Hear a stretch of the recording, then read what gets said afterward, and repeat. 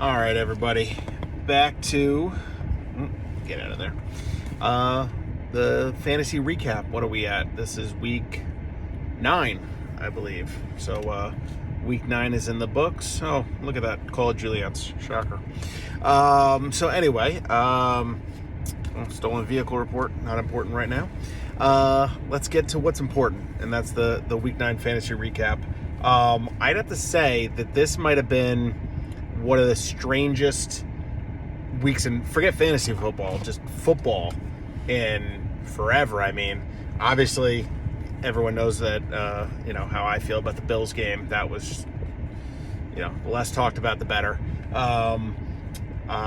You had the Giants beating the Raiders. You had, what were the other upsets this week? There were some big ones. Now none of them are coming to mind. I mean, the Titans are a good team, so I don't think the Titans beating the Rams was like crazy, but I mean, that was not a game that people expected. There was another big upset this week, and it's not coming to mind. Whatever, it'll come to me eventually. I'm doing the recap in the car, so you're getting it on paper, so I can't give you the breakdown of every game as far as who had a lot of points and why, but you'll get the brief recap. I just wanted to talk about for a minute, like, this has just been such a weird year. I mean, like, in all my leagues, like, every team is 500, or bordering it. Like, it seems like in my big money league, I was looking, I'm 4-5, and there's 7 4-5 teams in a 12-team league. Like, how does that happen? And 4 quarters out in the area. It seems like in every league I'm in, all the teams are, bordering around 500. One or two have a good record, one or two have a bad record, but everybody is like middle of the pack, and it's just, I don't know, it just feels like one of those weird, strange years where just everybody is mediocre, and it is what it is. I mean, I thought my team in this league had an okay chance. I didn't love my team, but I had an okay chance. But once Derrick Henry went down, that kind of screwed me. I mean, I lost by 6 points this week, and I got nothing out of the running back position. But it is what it is. All right, so anyway, on to the recap. So we'll go with my game. My game was actually the closest. Keo beat me 116-110. I went into last night down 25 points with him still having Najee Harris, so I thought I had no chance. I had Khalil Herbert going, the Steelers tight end, Freiermuth, and then Bears defense. Well, that muff punt for a touchdown, and then Freiermuth having 2 touchdowns. All of a sudden, I was in a game, but Herbert gave me absolutely nothing. So no chance there when you're getting nothing out of the running back position.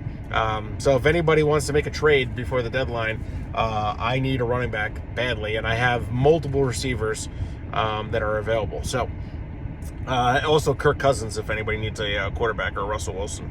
All right, so Keo beat me 116-110. That was your closest game. Marissa and Marcel. Marissa was the high scorer of the week at 137, beating Marcel 120. That's good for me because me and Marcel are tied currently in points, or tied in record, and he's got me by like 20 points. JJ and Kyle 133-87. JJ with the big win. Kyle had a lot of points on the bench, not enough to have overcome that deficit. It was a 46-point deficit, but Kyle had a lot of points hanging around on the bench there. Larry, we're gonna get to Larry and Tom Jessup's game last because that's gonna be talked about. So Rob Wilson versus Tom McGrath, 98-79. Tom was the low scorer of the week. I know with somebody in the chat, I think it was Ken, just posted something about, Rob, keep getting by with these 90-point wins. Hey, listen, win's a win. Obviously, his team's got to score more once it gets to the playoffs. But, hey, listen, if you get there, if he ends up with a first-round bye, and then all of a sudden, second round of the playoffs, his team decides to go off, that's all you really need. So Rob with a win over Tommy, and then Ken over Rob. Rob Jessup's clearly just given up. He's still starting Sam Darnold at quarterback with Zach Wilson on the bench. So playing for the Sacco there. All right, let's get to Larry and Tom Jessup, because this game was interesting. Tom Jessup was one of the top tier teams coming in. Larry with a big win, 127-116. And it's not often that you have this. The high score... I'll be at Hagen Elementary for a school walkthrough. The high scorer of the week also was the bench move of the week. That could have been the big difference in the game. Let me just see if there's anything. File 4 behind the Juliet. So it occurred last night. I'll send you the information. Waiting in a white.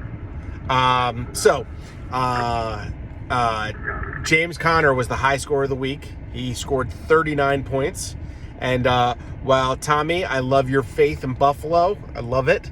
It was misplaced in this case, being that you started Zach Moss over the high scorer of the week, and the high scorer of the week ended up he's being James Conner with 39 points, and those 39 points obviously would have made a difference in what turned out to be an 11-point game. So congrats to Larry on that.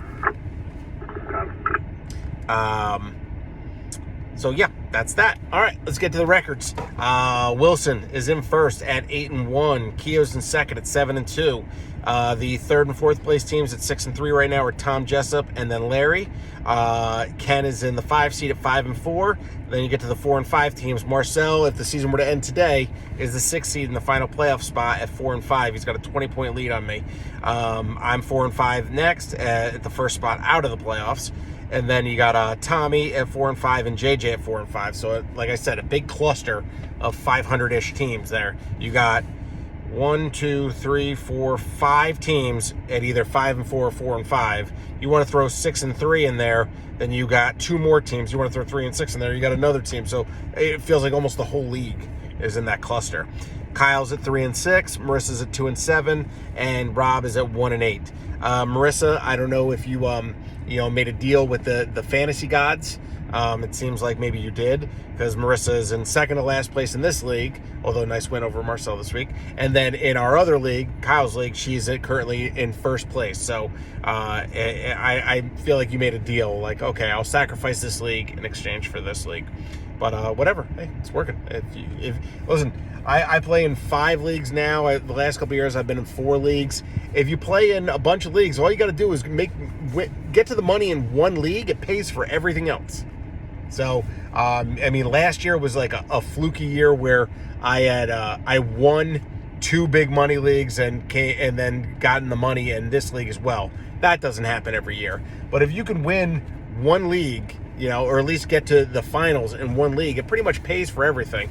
And then all this stress that you're under all, fantasy season and how pissed off you are this whole time is still totally not worth it. But it is what it is. So obviously I'm doing this on paper, so I'm not going to get into the projections and all that nonsense. I haven't looked at the schedule to see who everyone's playing next week. Speaking of next week, Bills, Jets, I was going to say Meadowlands, but MetLife. So Christy and I are going to go to the game. Be awesome if other people want to go too. So hit me up if you guys are interested in going. I'm going regardless, even if it's just her and I. But if other people want to roll too, we could tailgate, have a good time, get some, grab some nice seats, and they're not going to be expensive for Bills Jets, and we'll go from there. All right, week 9 recap in the books.